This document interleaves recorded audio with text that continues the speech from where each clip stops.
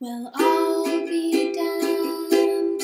Here comes your ghost again. But that's not unusual.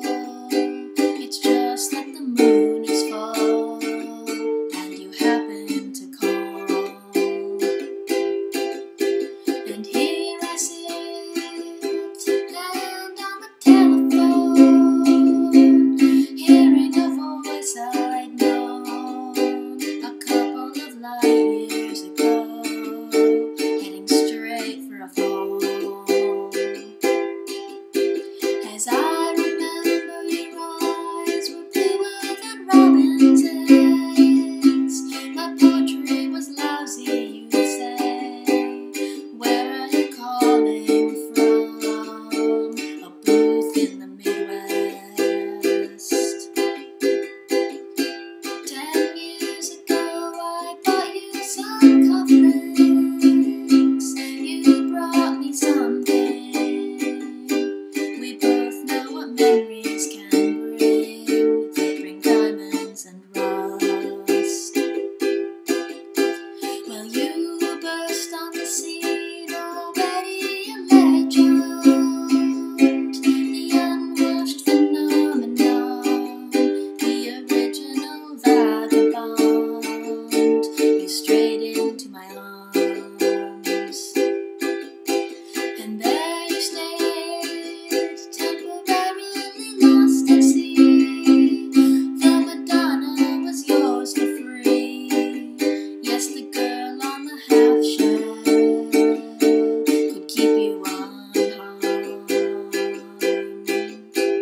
Now I see you standing with brown leaves falling all around and snow in your hair. Now you're smiling out the window of that crummy hotel over Washington Square. Our breath comes out, white clouds, mingles and hangs in the air. Speaking strictly for me, we both could die then and there.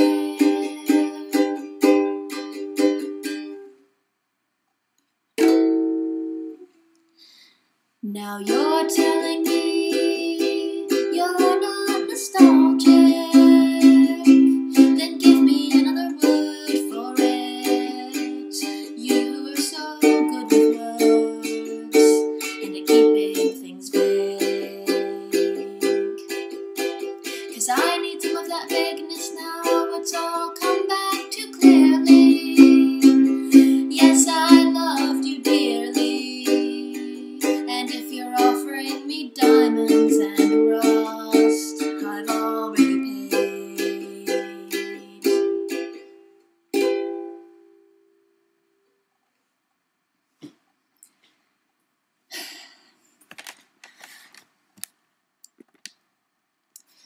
That song is Diamonds and Rust by Joan Baez.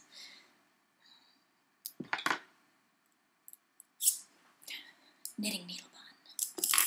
Oh god, my hair's exploding. Okay. Yes, Diamonds and Rust by Joan Baez. This week I thought about learning the Bob Dylan song, The Times They Are A-Changin', but then I thought, well, no, I already learned one Bob Dylan song, I already did All Along the Watchtower for this, so I should branch out. So instead, I learned a song about Bob Dylan. Very diverse there. I picked that song partly inspired by your last song choice, which was a song that, first of all, I've never heard from a movie I've never even heard of. You keep coming up with all these great songs from great movies, apparently, that I don't know anything about. So I really should get on that. But you picked a song that meant a lot to you when you were, 11, junior high years.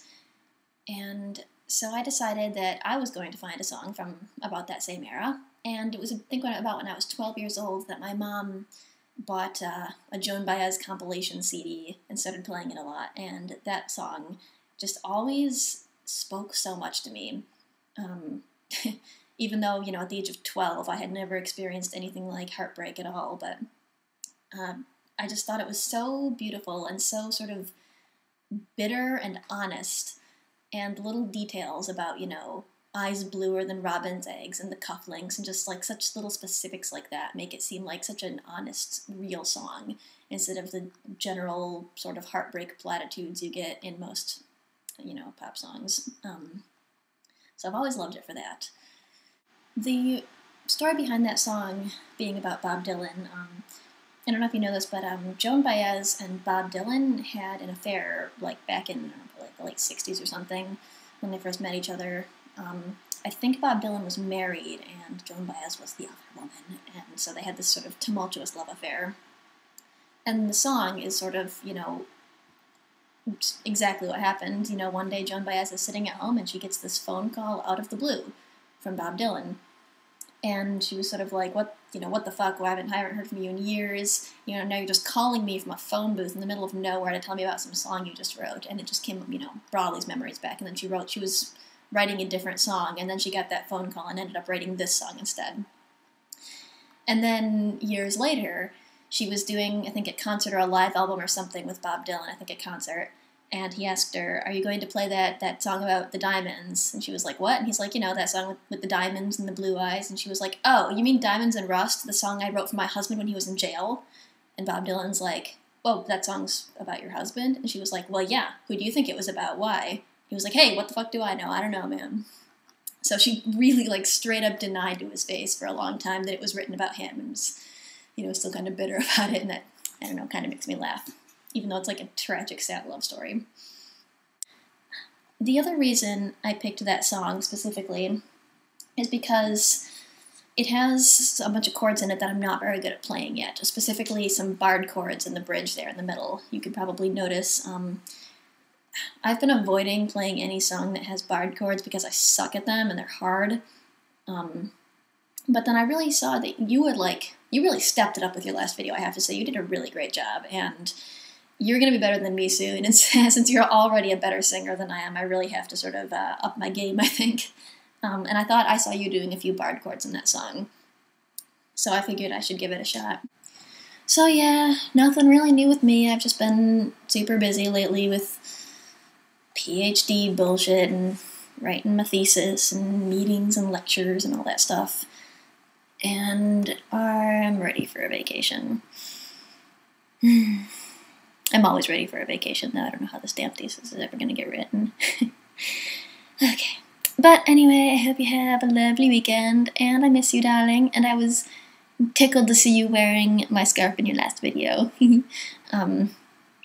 Yes, happy late Valentine's Day to you.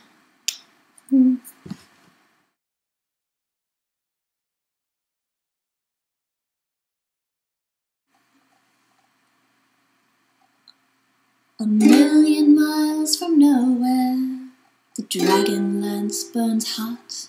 By the fire of a horse's ghost, a minnow would be lost. Changes. Tits. A fish. Fish with tits. Titty fish.